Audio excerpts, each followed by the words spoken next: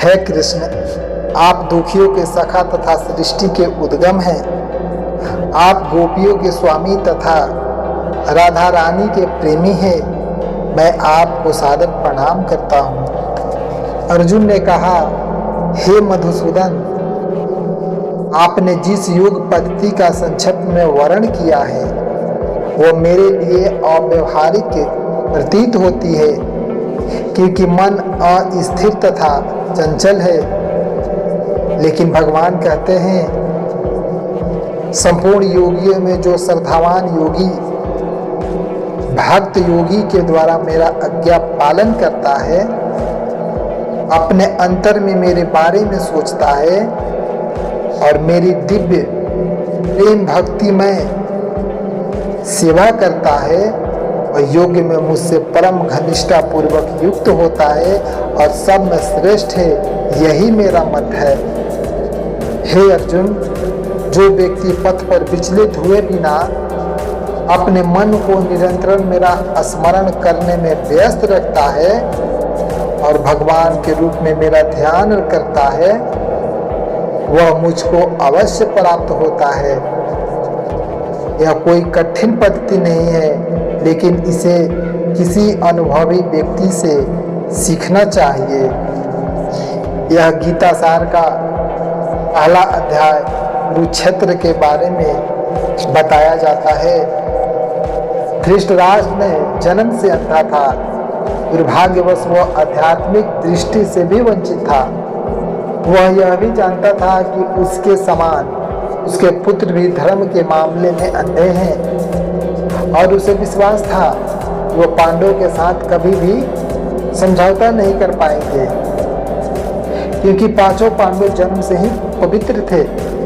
फिर भी उसे तीर्थ यात्रा के प्रभाव के विषय में संदेह था।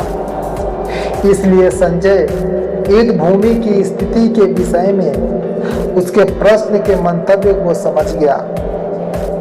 अतः वह निराश राजा को प्रोत्साहित करना चाह रहा था। उसने उसे विश्वास दिलाया कि उसके पुत्र पवित्र स्थान के प्रभाव में आकर किसी प्रकार का समझौता करने नहीं जा रहे हैं। उसने राजा को बताया कि उसका पुत्र दुर्योधन पांडवों की सेना को देखकर तुरंत अपने सेनापति द्रोणाचार्य को वास्तविक स्थिति से अवगत कराने गया। यद्यपि दुर्योधन को राजा कहकर संबोधित किया गया, तो भी स्थिति की गंभीरता के कारण उसे सेनापति के पास जाना पड़ा। अतः दुर्योधन राजनीतिज्ञ बनने के लिए सर्वथा उपयुक्त था, किंतु जब उसने पांडवों की व्यूह रचना देखी तो उसका यह कूटनीतिक व्यवहार उसके भय को छिपा न पाया। परम राजनीतिज्ञ दुर्योधन महान ब्राह्मण सेनापति द्रोणाचार्य के दोषों को इंगित करना चाहता था। अर्जुन की पत्नी द्रौपदी के पिता राजा द्रुपद के साथ द्रोणाचार्य का कुछ राजनीतिक झगड़ा था। इस झगड़े के फलस्वरूप द्रुपद ने एक महान यज्ञ संपन्न किया, जिससे उसे एक ऐसा पुत्र प्राप्त होने का वरदान मिला जो द्रोणाचार्य का वध कर सके। द्रोणाचार्य इसे भली भांति जानता था, किंतु जब द्रुपद का पुत्र धृष्टद्युम्न युद्ध शिक्षा के लिए उसको सौंपा गया, तो द्रोणाचार्य को उसे अपने सारे सैनिक रहस्य प्रदान करने में कोई झिझक नहीं हुई। अब धृष्टद्युम्न कुरुक्षेत्र की युद्ध भूमि में पांडवों का पक्ष ले रहा था और उसने द्रोणाचार्य से जो कला सीखी थी उसी के आधार पर उसने यह व्यूह रचना की थी। दुर्योधन ने द्रोणाचार्य की इस दुर्बलता की ओर इंगित किया, जिससे वह युद्ध में सजग रहे और समझौता ना करे। इसके द्वारा वह द्रोणाचार्य को यह भी बताना चाह रहा था कि कहीं वह अपने प्रिय शिष्य पांडवों के प्रति युद्ध में उदारता ना दिखा बैठे। विशेष रूप से अर्जुन उसका अत्यंत प्रिय एवं तेजस्वी शिष्य था।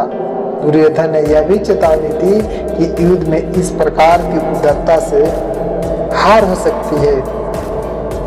यद्यपि युद्ध कला में द्रोणाचार्य की महान शक्ति के समक्ष धृष्टद्युम्न महत्वपूर्ण बाधक नहीं था, किंतु ऐसे अनेक योद्धा थे जिनसे भय था। दुर्योधन इन्हें विजय पथ में अत्यंत बाधक बताता है, क्योंकि इनमें से प्रत्येक भीम तथा अर्जुन के समान दुर्जय था। इसे भीम तथा अर्जुन के बल का ज्ञान था, इसलिए वह अन्य की तुलना में इन्हें दोनों से करता था।